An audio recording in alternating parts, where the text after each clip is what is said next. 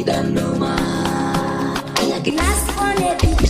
Za su ka nemi na kanka kar ka jira wai sai an baka. Shin yawa baka gobe a baka a hana maka ka ce ba a san ka ana nema kai kana kwancan ka. Ina wagar kai shakka tashi da kanka ka nemi gumin ka kar da ka sa na wani ka a ranka. Naka shine naka ai tunin rabon ka ya zama naka daina sauri ya bagar kai shakka ta ko ina shi zai isko ka.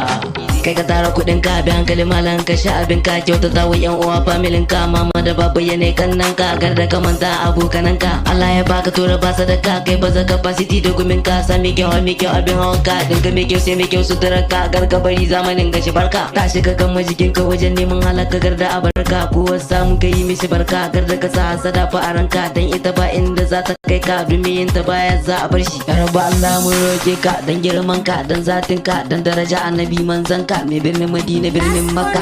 A waje ne ma ka taimake mu sa'ar ka muke nema rabba ka ba mu talauci shi muka so ya tsane mu shigo arziki sai ya kaunace mu. Muna muku fatan fa ya samu masoyan mu hamma makiyan mu in mun samu mu taimaki iyayen mu mu girmama na gaba gare mu mu ladabi kuma ga shugabannin mu.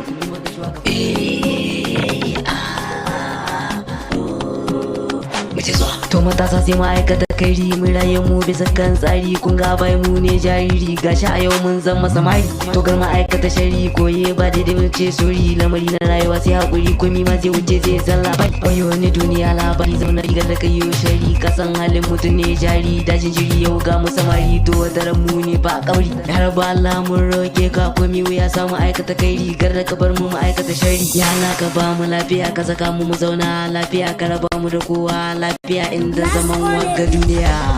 Yau da rayuwa wata rangawa kaga mutuwa bisa kan kowa ba ta kyalewa don me rayuwa zai zangawa. To mu sauya hali tun akwai hali rike salloli kyautata a hali za mu kai koli.